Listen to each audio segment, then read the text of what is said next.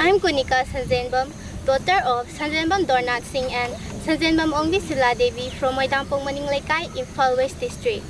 This dance is composed by my first guru, Saikhom Thoiba Singh from Nauremthong. The dance that I'm going to perform gives the beauty and the living style of our Manipur. I am very grateful to Mabung organization for organizing this dance competition based on the theme of Pre-Vaishnavism. Now, let me perform my dance. Light